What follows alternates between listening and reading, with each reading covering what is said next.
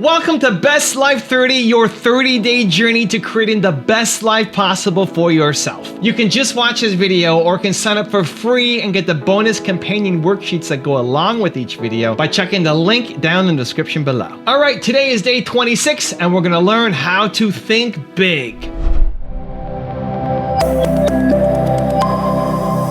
think I could book that for like the weekend of the 14th when the soundtrack comes out? If so, bump somebody. All right, thanks. All right, love you, man. Bye. I got my MTV out. Savage! I'm a savage! Oh! I'm a savage! Whatever I want, I'm going to get! Whatever I want, I have to get! Yes! What's next? What's next? I gotta get it. I'm not gonna stay down. I'm not gonna stay lying down. I'm not. I can't do it, man. I can't do that. What's next? Give me something else. What can't you do? I can do it. I can do anything. I'm taking my Amazon lottery winnings and I'm converting them into reusable rocket vehicles so that we can lower the cost of access to space. Because right now the price of admission to do interesting things in space is just too high. If I look at what Amazon was able to do 20 years ago, we didn't have to build a transportation network. It already existed. That heavy lifting was in place. We didn't have to build a payment system. That heavy lifting had already been done. It was the credit card system. We didn't have to build, put a computer at every desk. That had already been done too, mostly for playing games, by the way, and so on. So all the pieces of heavy lifting were already in place 20 years ago. And that's why, with $1 million, I could start this company. Today, and then there are even better examples on the internet over the last 20 years. Facebook started in a dorm room. I guarantee you 2 kids cannot build a giant space company in their dorm room. It's impossible.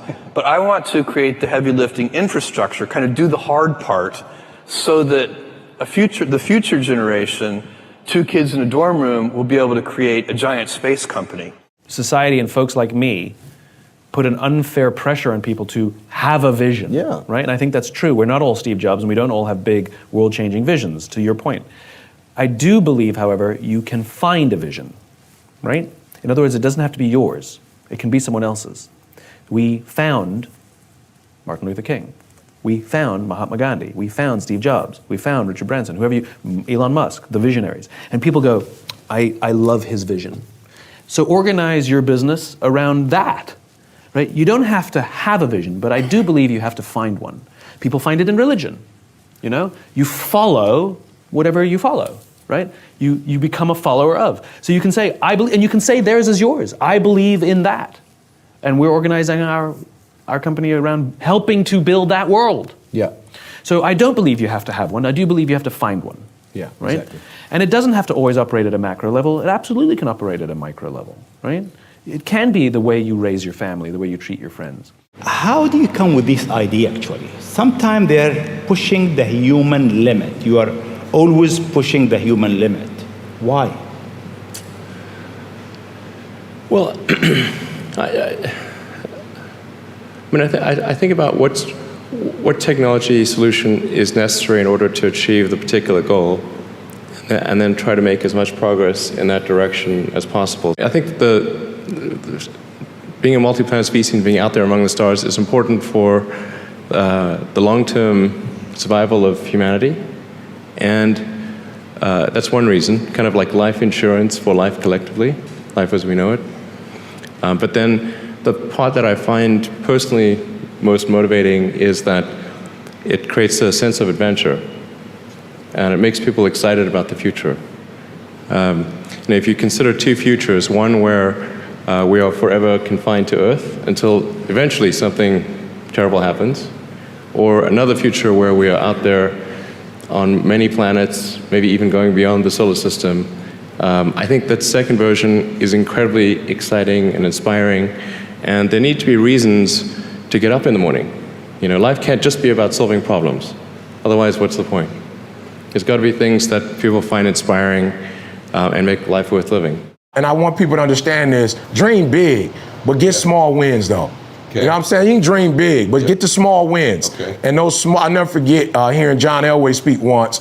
You know, John Elway was like, yo, I became great by being good over a long period of time. You know, and so for me it was, all right, Diddy's leaving, she's going to college, if I can get my GED. That's all I need to focus on right now is let me get the GED. And here's the thing I never realized. By having a girlfriend, it was like, I'm not dating anybody that's selling dope. I'm not dating anybody that's, you know, violent. You know, I'm not dating nobody that's carrying a gun. So for me— Those were wins. Yeah, so for me, it was like, I didn't even know by being with her, it stopped me from doing some of the stuff that had I not had a purpose, I probably would have been doing what my boys were doing. Because I was with them, I just wasn't doing what they were doing. You know, so the GED was the first win.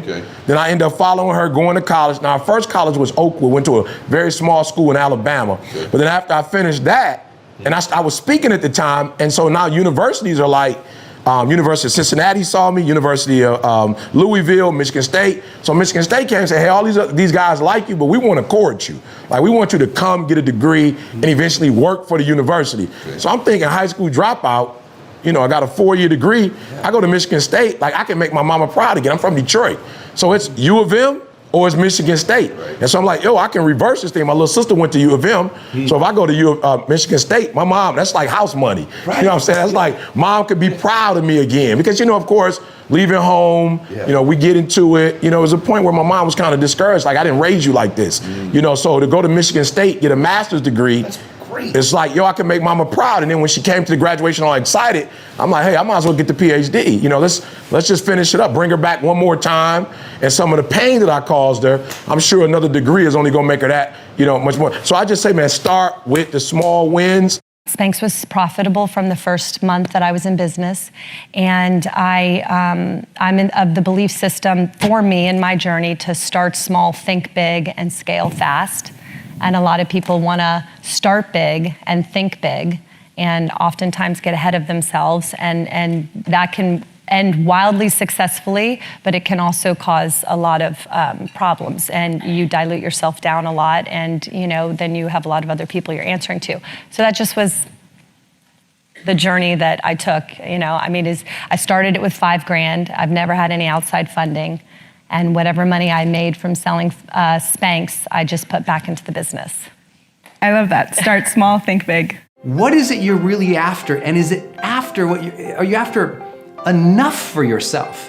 Are you limiting yourself based on your current competencies? A lot of people do that. They narrow their vision or their ambition for tomorrow based on what they can do today or who they are today without realizing they can develop their mastery, their skills, their competency, their knowledge, their experience without realizing they can become a better person. They can live into their highest self. They can live into the type of person who could accomplish those goals, who could have those things.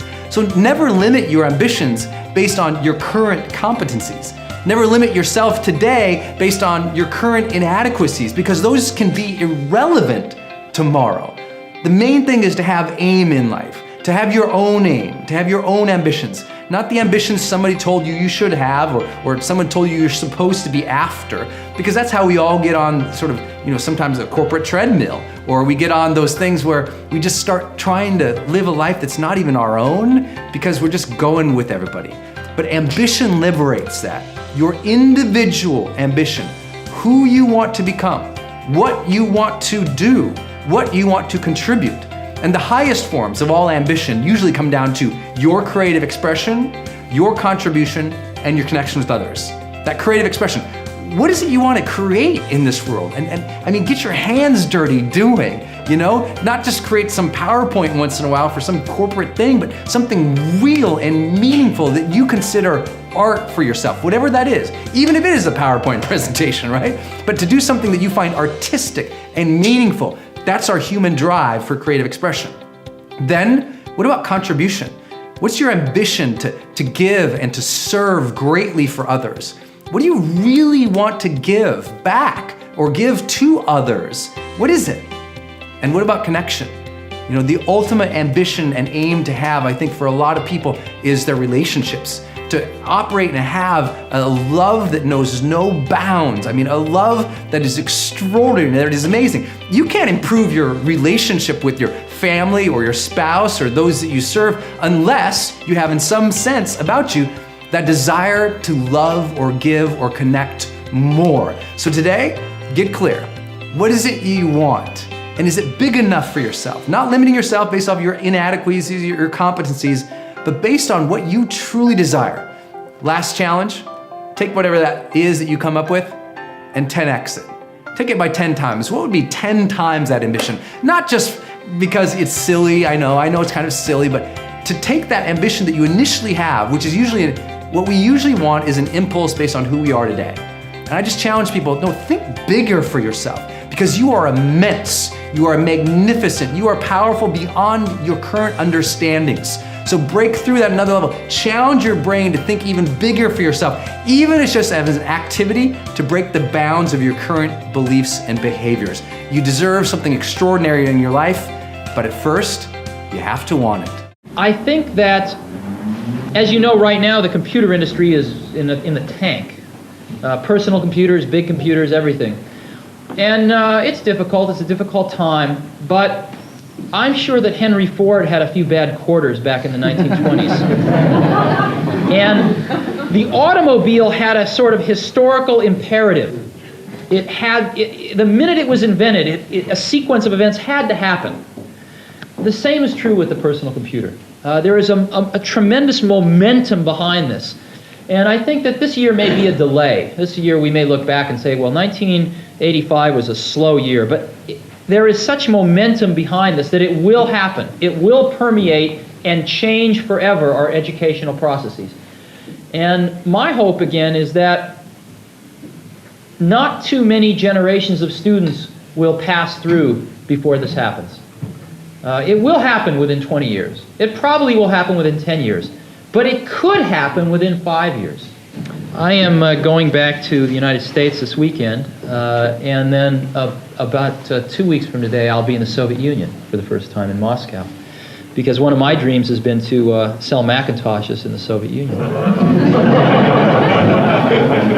And one of the highest agendas on my priority is to get them starting to think about exactly the same thing. So maybe 6 months or a year and a half from now, we can have some Soviet schools here at our Europe Consortium meeting. Jeff is worth about $150 billion, the founder of Amazon. This is what he looked like almost 20 years ago.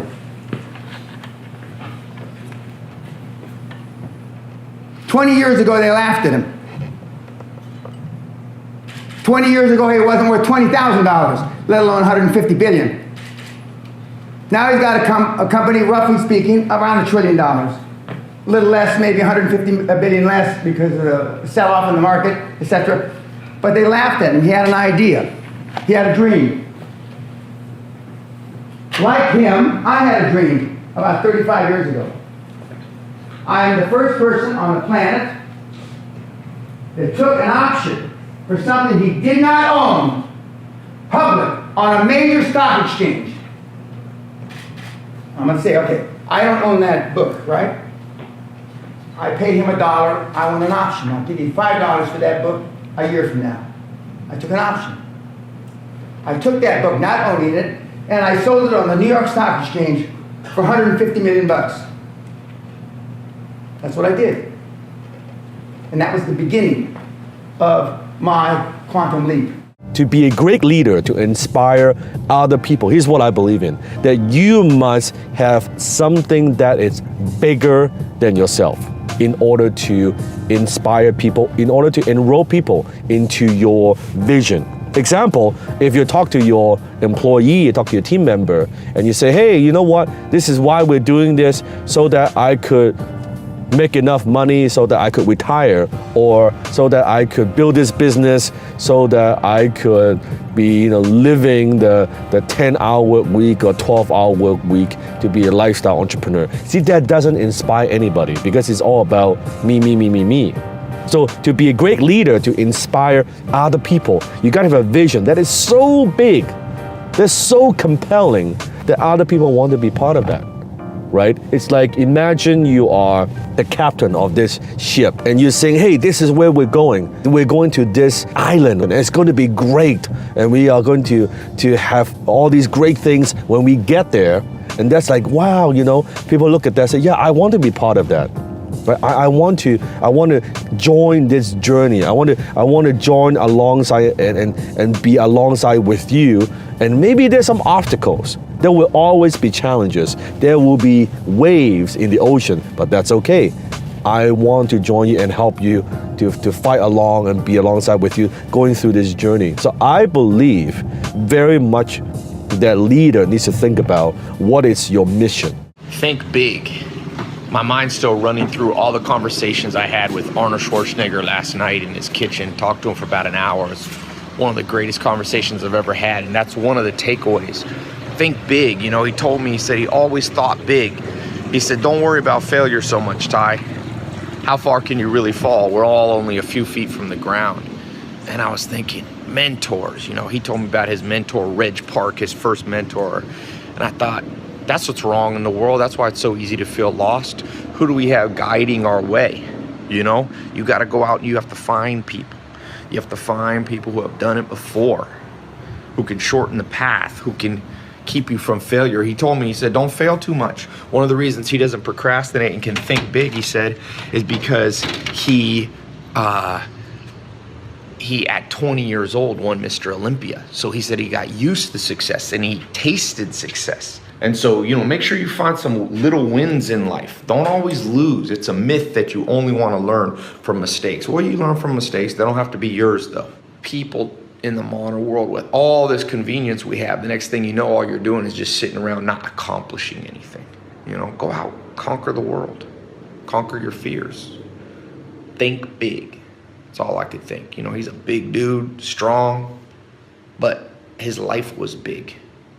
Made some mistakes, made a lot of great attempts and successes. See, this is the problem I had as a young salesman, dude. I was like, okay, I'm gonna make 80 grand a year. It isn't worth it.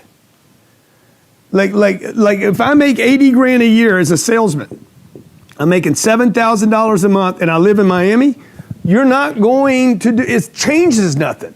The opportunity has to change your life significantly enough that you're willing to read, study, dive in, right? You add a 0 to that right there, you add a 0 to that 80, now I'm willing to learn. Every human being is like this, by the way. Every human being on this planet. Maybe I'm wrong, tell me if I'm wrong, comment please. I add a 0 to that, you're gonna do stuff that you wouldn't have done just a moment ago, okay? If I can show you how to go from 80,000 to 800,000, all of a sudden your creativity, you're like, I think I just met Van Gogh. God damn, I got some Madonna coming out of my butt. Okay? Whoa, whoa, whoa. I got music in my head. Like ding, ding, ding, ding. You like, because why, man? Because yeah, maybe the glass underneath my feet don't hurt so bad, right? Because why? Because the goal's big enough. Most people do not have goals that will change their lives. Therefore, they cannot lean into the opportunity hard enough. For those of you who own businesses, you need to create rings in your business, okay? So that Natalie can see, hey man, I can go outside I can go outside these rings and there's more opportunity out here for financial freedom. Or she stays right here and she doesn't resent me, she resents her. Because I keep throwing them out here. I'm like, hey, there's a $20,000 product you can sell right here. There's a $5,000 product you can get benefit from here. Oh, by the way, there's $1 million out here if you want to. There's a lot of things I want to do. I always wanted to be a director. I think as well, I have so many girls come up to me and tell me that they want to be models, which is fine. It's not a bad thing. I just think there's so much to do. I just went to a wonderful talk about genetic engineering and neuroscience. And this man who was giving the talk explained these like 10,000 kids is from the age of 7 to 13 who are doing neuroscience. They do these competitions and wonderful things. And they're doing things in neuroscience which weren't done by him until he was like 30. Like how quickly things like that are changing. And but they're not, there is an awareness brought to cool stuff like that. Like, that sounds way cooler to me than being a model. But like, no one really knows about it. And I just think there are just so many things. I always say to girls, just dream bigger. Go for president, just keep going up. Astronauts, I don't know.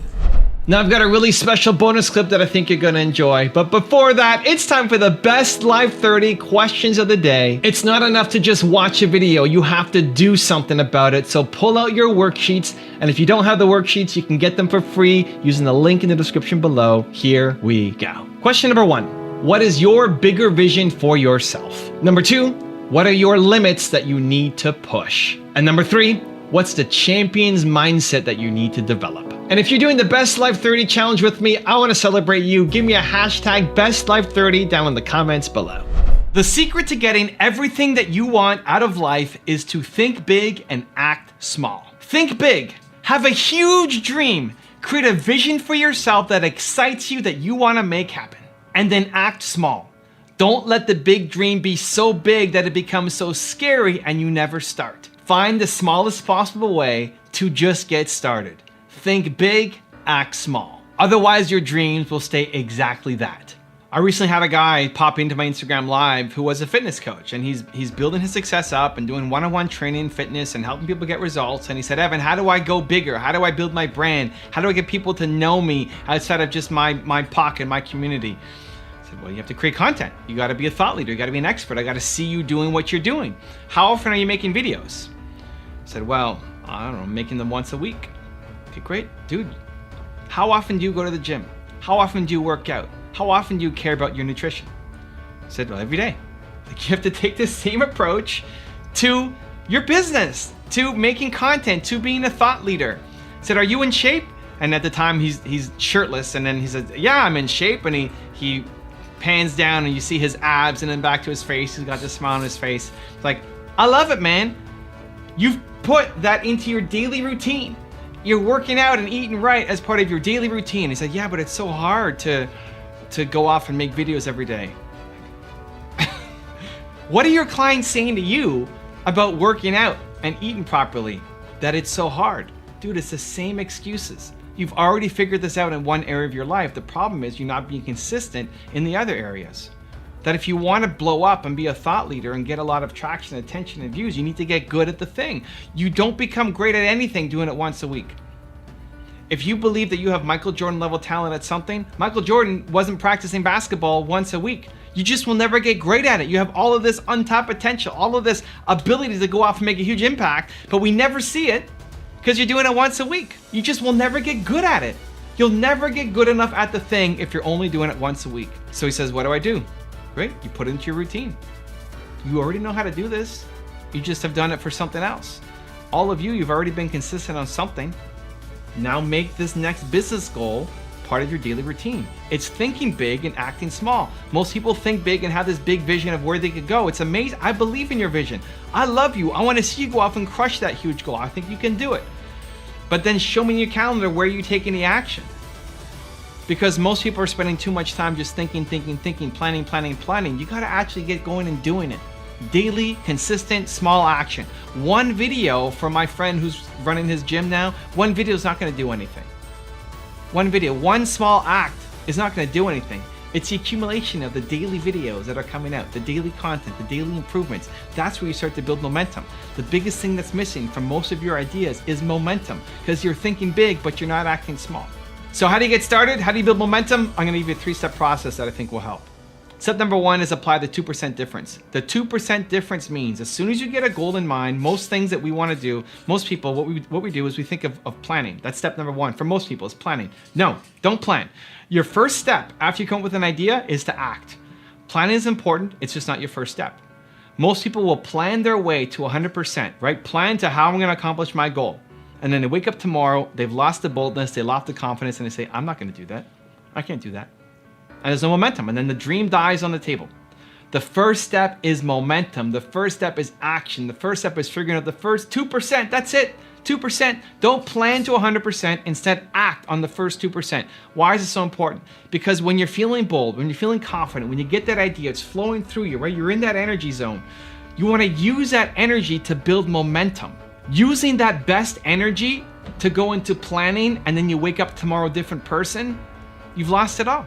Where if you use that energy into action, into momentum, then tomorrow you're gonna wake up and see, oh, I've already built some momentum. It's easier to keep the ball rolling. The hardest step is the first one. So push, build that first step when you're feeling the energy. So as soon as you get your next idea, apply the 2% difference, your first step is to act. Step number 2 is think about your big why and little why. I'm a big believer that you have a big mission, a big vision, a big thing that you're trying to accomplish, and it's inspiring. Why do you do the work that you do? Because you're trying to make the world a better place. That's what we as entrepreneurs want to do. That mission is inspiring. It's amazing. It gets you up out of bed. But sometimes it's too big. Sometimes you think, well, who am I to go off and do that? Sometimes you think, well, other people should do that who have more money and more funding and more skills and more knowledge and more resources. I can't. Who am I? I can't do that. And so on some days, the big why is actually too big. When you're trying to motivate yourself to get going and take action, the big why might be the greatest thing of all time, but sometimes it's too big. That's where you need the little why. Big why and the little why. When the big why seems too big, you use the little why.